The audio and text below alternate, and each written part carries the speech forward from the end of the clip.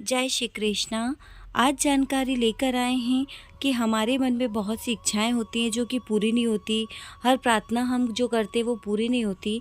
यदि आप उसे पूरा करना चाहते हैं, आपकी प्रार्थना पूरी करना चाहते हैं, आपकी हर इच्छा पूरी करना चाहते हैं, तो सिर्फ आपको छोटा सा काम करना होगा।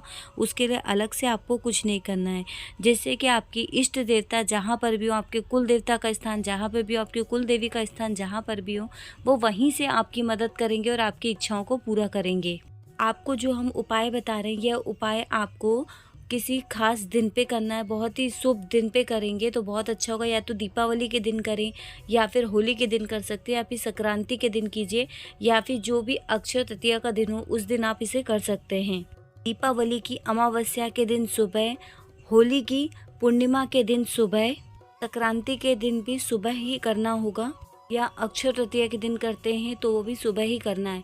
आप चारों में से किसी भी दिन कीजिए। जिस भी आपको शुभ दिन ये करना हो, एक ही बार कीजिएगा। साल में एक ही बार करना होगा।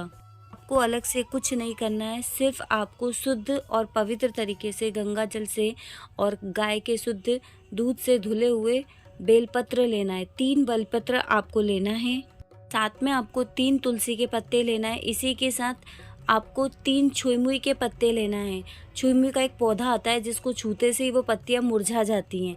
आपने पौधा देखा होगा, बहुत से लोग इसे शोपीस में भी यूज़ करते हैं।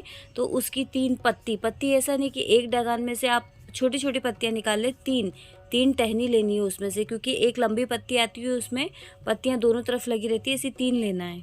आप इसे सर्च भी कर सकते हैं, टच मी नॉट प्लांट उसे इंग्लिश में नाम है उसका, छुई-मुई का। ठीक है।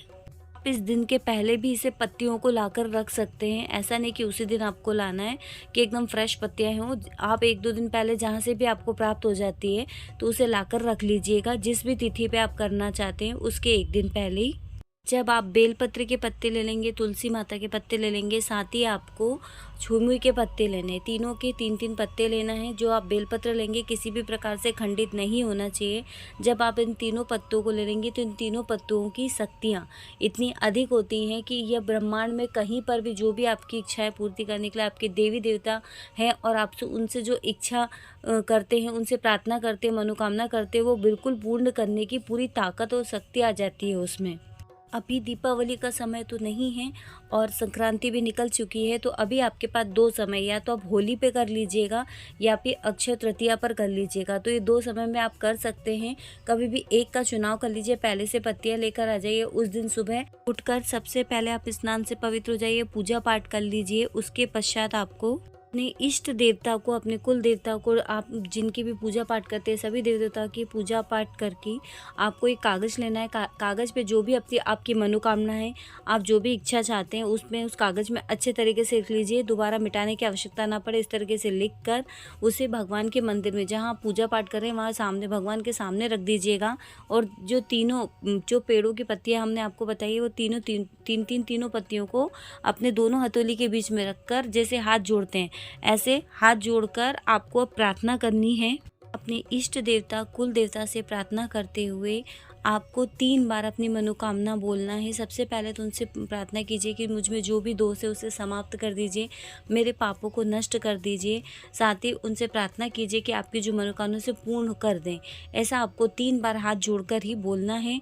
उसके बाद में आपको जो पत्तियाँ आपके हाथ में थी उसे किसी किताब में रख लीजिए, या फिर आप कोई भी जो भी आपकी बुक हो या आपकी डायरी हो उसमें रख दीजिए, जिससे आपको खोलना ना पड़े। उसमें आप या तो 100 रुपये रख दीजिए, 50 रुपये रख दीजिए, जितनी आपकी क्षमता हो उसमें वो पत्तियों के साथ रखे उसे बंद कर दीजिएगा। तो ऐसा आप करेंगे तो इससे आपकी मनोकामना पूर्ण जरूर होगी, क्योंकि तीनों ही पत्तियों में ब्रह्मा विष्णु महेश का स्थान होता है। जब तीनों शक्तियाँ आपस में मिलती है तो ब्रह्मांड में कहीं पर भी आपके कुल देव देवता रहते हैं, आपके इष्ट देवता रहते हैं, तो वो आपकी प्रार्थना को स्वीकार करते हैं और आपके उस कार्य में आपको सफलता ज़रूर मिलती है। तो इस तरीके से कीजिएगा तो और आपको उन्नति ज़रूर प्राप्त होगी, क्योंकि हमारी जो वनस्पतियां हैं जिनकी जानकारी आज तक हम समझ नहीं पाए, क्योंकि हम जहाँ रहते हैं हमारे आसपास के हर पेड़ में कुछ ना कुछ एक रहस्य छुपा रहता है। ऐसी जड़ी बूटियाँ छुपी रहती है जिसकी हमें जानकारी नहीं होती। जड़ी बूटियों से सिर्फ इलाज ही नहीं होता है, साथ ही हम आपको बता दें, यदि जड़ी बूटियों का हमें उचित ज्ञान हो जाएगा तो उससे हम ऐसे ऐसी ऐसी चीज़ों को कर सकते हैं, ऐसे सिद्धियाँ प्राप्त कर सकते हैं, ऐसे ऐसे तंत्र टोटके कर सकते हैं जिसकी जानकारी किसी को नहीं होती है। क्योंकि ऐसी ऐसी जड़ी बूटियाँ होती हैं जिनको घर में लाने से, उनकी पूजा पाठ करने से माँ लक्ष्मी का वास होता है, आर्थिक स्थिति सुधरती है, बड़े बड़े तंत्र टोटके क्रियाएँ हट जाती हैं। तो इनकी पूर्ण जानकारी हमें होगी तो हम वनस्पतियों की जानकारी रखकर यह सब कार्य स्वयं कर पाएंगे। यदि जड़ी बूटी की बात करें और उससे कोई टोटके से साधना करना चाहते हैं तो उसमें बहुत सी बातों का ध्यान रखना चाहिए, तभी उसमें लाभ ले पाते हैं। क्योंकि किसी भी जड़ी बूटी को घर में लाना, उसे रखना, उसके भी मंत्र होते हैं, उसे आमंत्रण देना होता है। आप सोचेंगे कि पेड़ को आमंत्रण कैसे दिया जाता है, लेकिन उसकी भी विधि होती है, उसको भी आमंत्रण दिया जाता है, उसको लाने का भी एक समय और तिथि होती है। ऐसी स्थिति में आप लेके आते हैं जिसमें आप मन, वचन और अपने कर्मों से पवित्र होते हैं और आप श्रद्धालु होते हैं, परोपकारी होते हैं।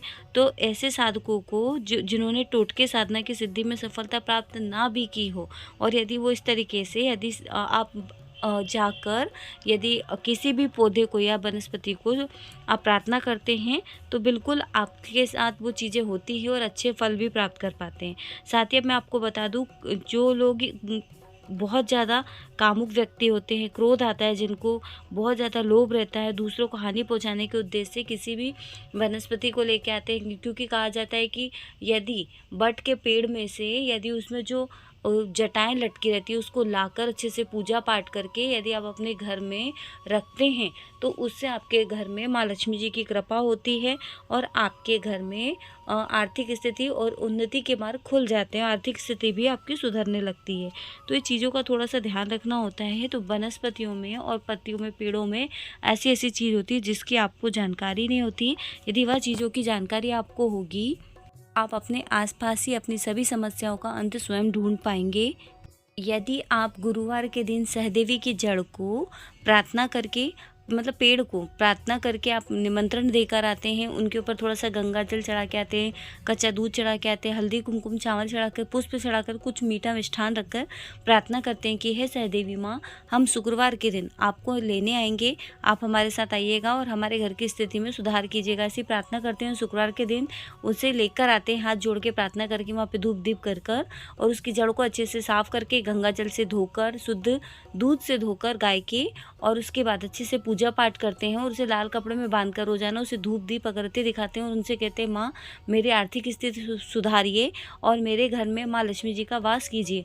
तो आपके घर में धीरे धीरे स्थिति सुधरने लग जाएगी। आप 1 शुक्रवार से 3 शुक्रवार ऐसा करके देखेंगे, पूजा पाठ करेंगे, अंतर आपको स्वयं दिखाई देगा। तो इस तरीके के छोटे छोटे उपाय करते हैं तो बिल्कुल उसका लाभ मिलता है। तो इसी तरीके की वीडियो हम आपके लिए और लेकर आएंगे। आज के लिए बस इतना ही। यदि आप हमारे चैनल पर नए हैं तो चैनल को सब्सक्राइब जरूर कर लीजिएगा। जल्दी मिलेंगे नई वीडियो में। जय श्री कृष्णा, श्री राधे राधे।